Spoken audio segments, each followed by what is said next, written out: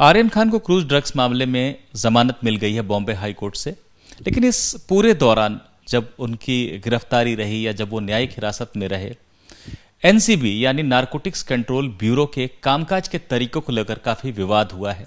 और ये कहा गया है कि सेलिब्रिटीज को या बड़े लोगों को फंसाने पर और मीडिया हाइप क्रिएट करने पर ज्यादा जोर है एनसीबी का। हम इसी पर बात करते हैं वरिष्ठ वकील सुप्रीम कोर्ट के केटीएस तुलसी, जो कि राज्यसभा सांसद भी हैं कांग्रेस से, वो हमारे साथ हैं। तुलसी साहब, आपका तो आपराधिक मामलों का लंबा अनुभव है, सब तरह के केसेस आपने देखे हैं। क्या आपको लगता है कि आर्यन खान का मामला हो या दूसरे जो फिल्म स्टार्स का मामला पिछले 1-1.5 साल में रहा है, उसमें एनसीबी की कार्यप्रणाली सही नहीं रही है? नहीं, सिर्फ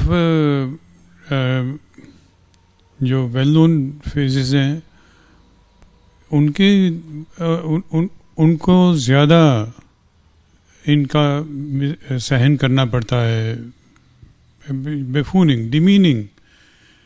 वो ये बिल्कुल डेमोनाइज करना शुरू कर देते हैं किसी को। अभी चार्जशीट हुई नहीं, इन्वेस्टिगेशन कंप्लीट नहीं हुई, और ऐसा शो किया जाता है मीडिया में जैसे कि ये they are the worst criminals. और आफ्टर ऑल एनडीपीएस बना किस लिए था? ये बना था बिग कार्टल्स जो world wide beyond the reach of local police काम करते हैं, उनके लिए बना था ये, जो लीड करते हैं ऐसे ट्रैफिकिंग में।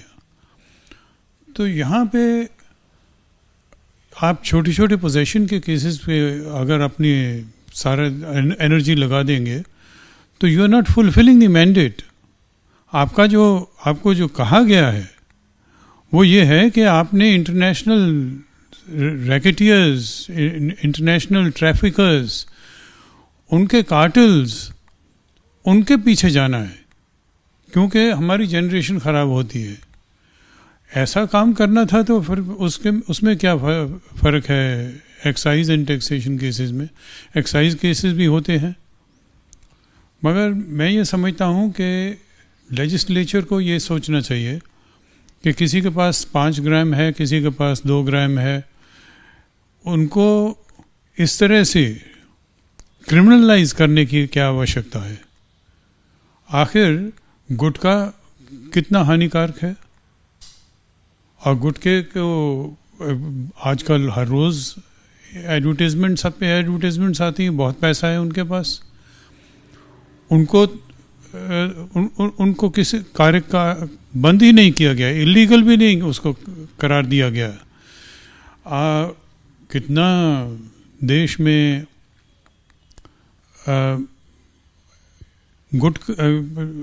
तंबाकू चलता है, इतना तंबाकू कई प्रांत में है कि 10 गुना हो गए हैं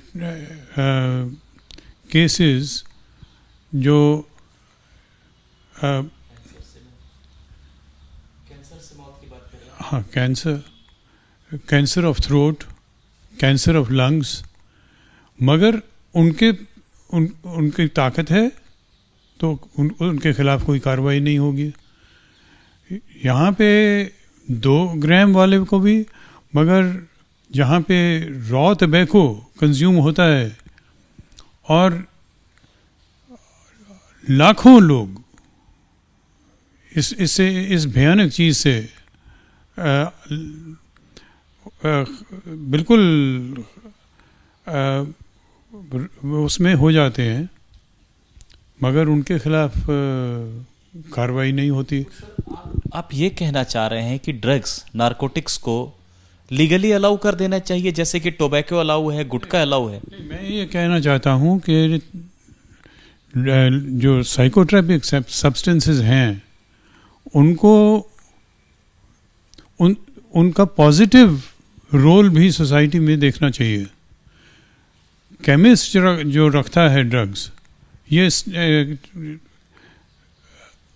एच कैटेगरी जो होती हैं, जिनको अप्रूवल मिला है, उनके खिलाफ भी कार्रवाई होती है। क्योंकि पुलिस या तो जो फेमस हैं उनके पीछे जाएगी, या जो बहुत गरीब हैं उनके पीछे जाएगी, क्योंकि कोई पूछने वाला नहीं रहेगा। तो ये दुरुपयोग चलता रहेगा जब तक हम इसको बैलेंस नहीं करें। और बाकी जो सब्सटेंस, सिगरेट क्या हानिकारक नहीं है, शराब क्या हानिकारक नहीं है। सर, इनकी सिगरेट हो या टोबैको हो, ये बिल्कुल हानिकारक है, लेकिन इनका एक लॉन्ग टर्म, बहुत लंबे कंजम्पशन पे इनका असर होता है। लेकिन नारकोटिक्स एक ऐसी चीज है जिसको अगर ज्यादा मात्रा में कोई ले ले तो जान भी बचाती है। नारकोटिक्स उसके लिए तो सर अलाउड है ना, मतलब दवाओं में तो इस्तेमाल हो ही रहा है वो। नहीं, मगर दवाओं में भी 2007 में सैकड़ों केमिस्ट के खिलाफ कार्रवाई की गई। अब सिरप है, उसको आप ज़्यादा कंज्यूम करेंगे तो एडिक्शन हो जाएगी, मगर सिर्फ दवाई भी है। तो इनके तो दो पहलू हैं, अच्छा भी है बुरा भी है।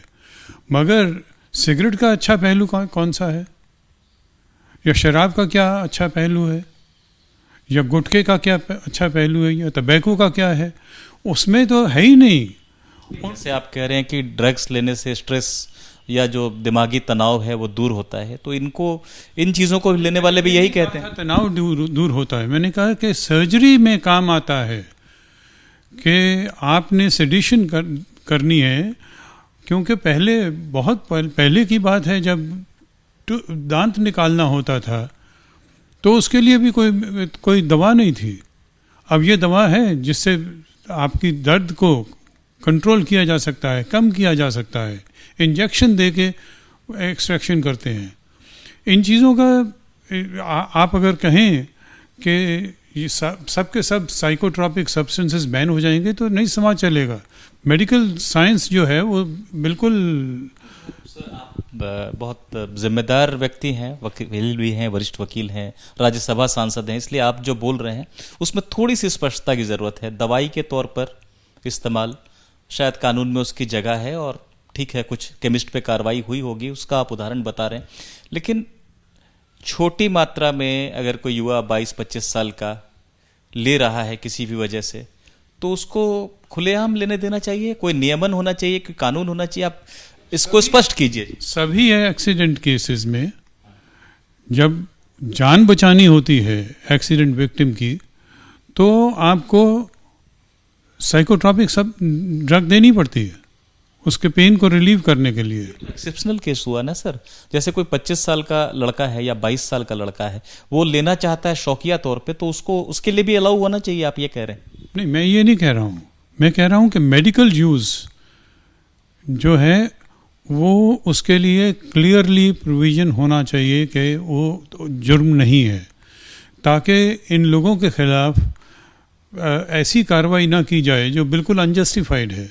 ये कैसे तय होगा? डॉक्टर के प्रिस्क्रिप्शन पे होगा कि मैं अगर लेना चाहता हूं तो मुझे डॉक्टर लिख कर दे? एनडीपीएस में शेड्यूल बना हुआ है, जो ड्रग्स परमिसिबल हैं वो भी लिखी गई हैं, मगर वो लिखे जाने के बावजूद लोगों के खिलाफ कार्रवाई होती है।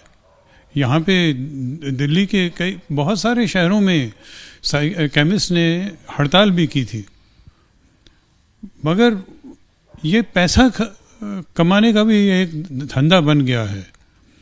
मैं ये कहता हूँ कि जितने भी अनडिज़ायरेबल तथ्य हैं, जैसे सिगरेट, शराब, तंबाकू, गुटखा, इन सब के खिलाफ बराबर कार्रवाई होनी चाहिए। और ड्रग्स में भी रेगुलेशन होना चाहिए। ड्रग्स को बैन नहीं किया गया है, रेगुलेट किया गया है। एनडीपीएस रेगुलेटरी मैकेनिज्म है। इनको बनाया गया था कि सारी दुनिया में जो कार्टल्स बने हुए हैं उनके पीछे जाएं, और जो एंट्री पॉइंट है वो बंद किया जाए। चलिए सर, मुख्य सवाल पे वापस आते हैं।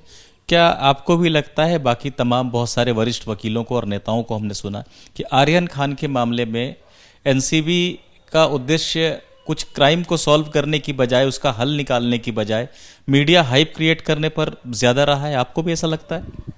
मेरे को ऐसा लगता है, मगर मेरे को मालूम है कि ये हाइप हमेशा ही करते हैं। हर एक आदमी अपना चेहरा देखना चाहता है टीवी में, तो जैसे मौका मिलता है वो केस चला देते हैं।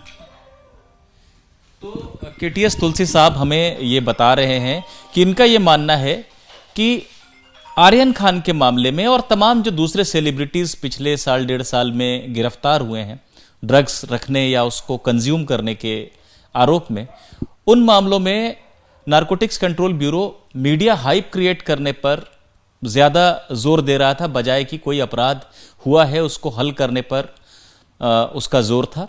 और दूसरी एक अहम बात ये कह रहे हैं कि इनके विचार में सीमित मात्रा में अगर मेडिकल पर्पस से ड्रग्स का इस्तेमाल कोई करता है तो इन बातों को अपराध के दायरे से बाहर करके इसकी अनुमति देनी चाहिए। हालांकि यहाँ पर इंटरव्यू को अंत करते करते मुझे एक सवाल ज़रूर सूझ रहा है, तो वो मैं ज़रूर करना चाहूँगा।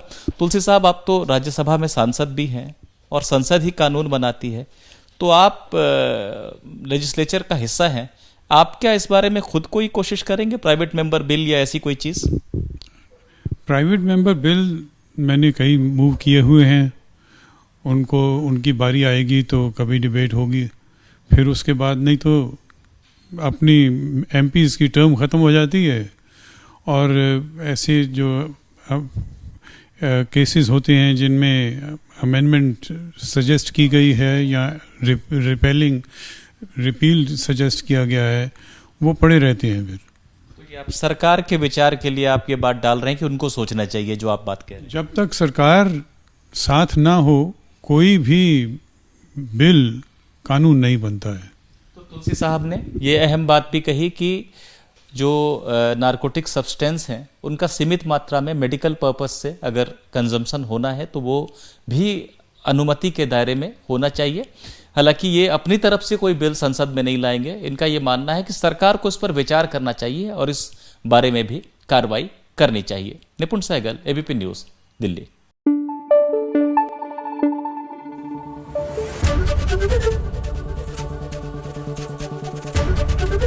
एबीपी न्यूज़ आपको रखे आगे।